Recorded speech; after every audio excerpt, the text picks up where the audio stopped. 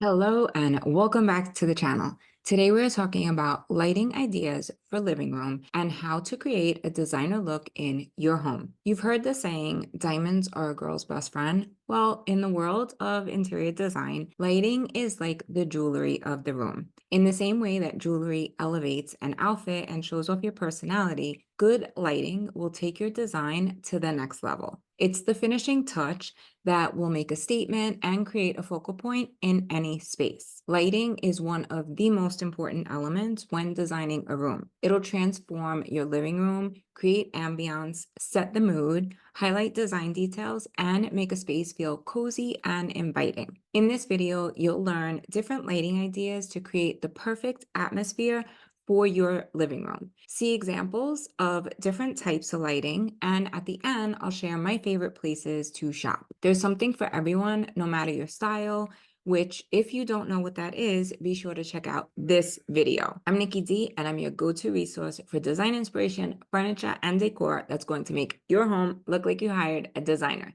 If you like this type of content and enjoy the video, please take a moment to subscribe and leave a comment below. It's super helpful to grow the channel, and I greatly appreciate the feedback. Let's get right into it. The secret to getting a designer look in your home is to use layered lighting. It's a design approach that combines multiple sources to create balanced and functional spaces. Instead of just one overhead lighting, there will be different types of lighting depending on the activity and mood. Each type will have a different effect. Look at any professionally designed space and you'll notice a combination of ambient, task, and accent lighting. These are the three main types, and they'll have a big impact on the overall look and feel of your design. The first type is ambient lighting, which is your main source of general lighting for the entire room. This could be recessed lights, it could be a chandelier, flush mount ceiling light, or even track lighting. Function and style are both important when choosing ambient lighting. A unique chandelier or pendant light will add a touch of elegance and be a focal point in your room. You'll want to consider the size and scale of your living room when selecting the fixture. You want it to complement the space, but not overwhelm it. Another example is recessed lights in the ceiling, which will give a room a sleek, modern look. They distribute the lighting evenly and can be used to highlight architectural details or even a reading nook. When it comes to recessed or can lights, too many can make your ceiling look like Swiss cheese.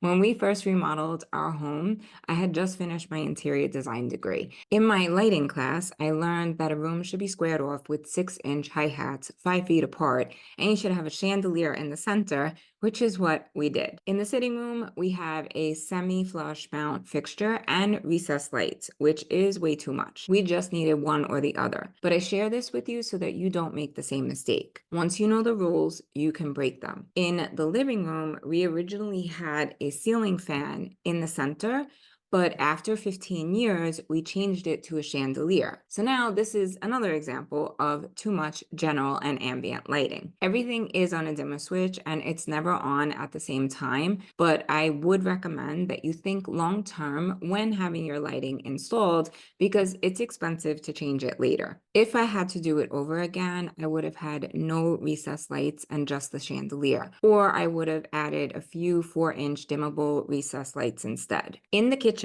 designers are now moving away from using recessed lights for a more sophisticated look. Instead, they're using semi-flush or flush mount lights. Just be careful because this is a new look and it may look trendy and dated in 10 years. In my opinion, it can also be overdone depending on how many sources of lighting you have in the kitchen. When it comes to design, it's very easy to get sucked into the latest trends, but the goal should be to go timeless, especially with anything that's expensive to change. This is going to include your fixed elements like your lighting, your flooring, your countertops, your tile, or your windows. Think long term and if you're still gonna like the look in 15 years. The second type of lighting is task lighting, which provides functionality and focused light for specific activities like reading, applying makeup, crafting, or working on a laptop. Think table lamps, floor lamps, desk lamps, or under cabinet lighting. Adjustable lamps are great because you can position the light exactly where you need it. Some lamps serve as dual purpose and have a charging station or USB ports. The third type of lighting is accent lighting, which highlights decorative features,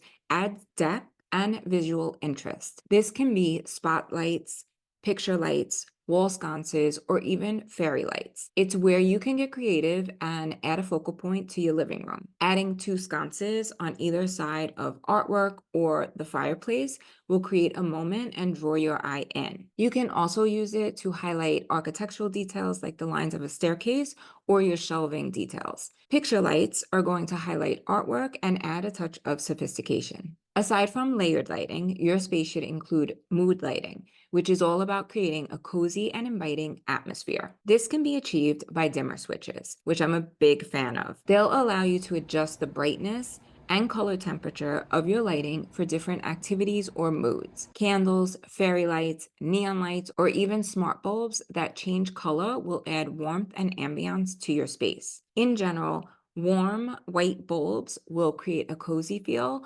while cool white bulbs will be better for task lighting. When adding layered lighting to your home, it's important to be intentional.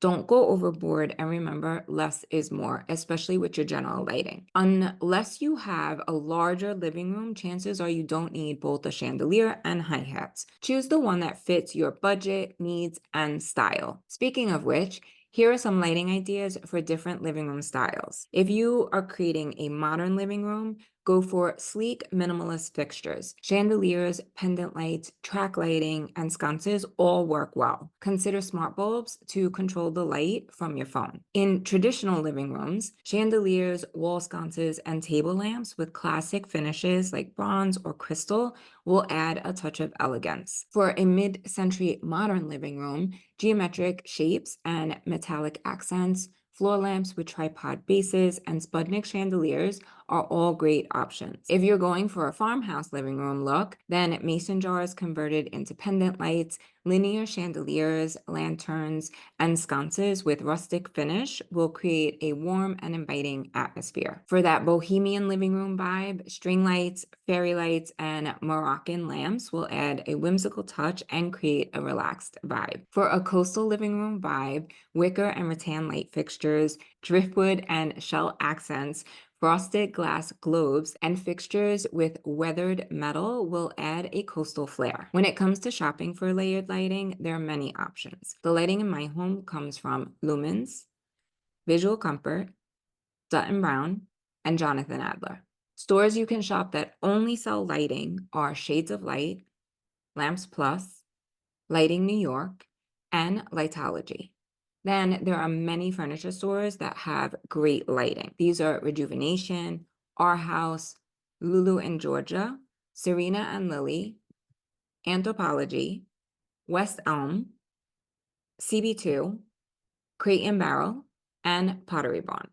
Some tips and tricks you should know about lighting is that fixtures can be very expensive. This is an investment and something that you're going to have for many years. So make sure you do your research before you buy, especially when you're shopping online. If possible, visit your local showroom to see the home lighting styles in person. Also follow the sizing guidelines for different fixtures that you're sourcing. Once you have an idea of the style and the lighting you want, search the internet for the best price. Many stores carry the same lighting and prices will vary from site to site depending, so compare, and compare some more. If you don't have a local lighting store nearby to see the fixture in person, then you must read all the reviews. The worst thing is that you place an order only to find out the quality is not good and you have to return it. Returns and exchanges can be very costly, and if there's shipping charges or restocking fees, these can all add up. They can also delay your timeline, and your electrician or contractor will not be happy about that. Also, check the lighting for damages on delivery and contact the company with any issues right away. I cannot stress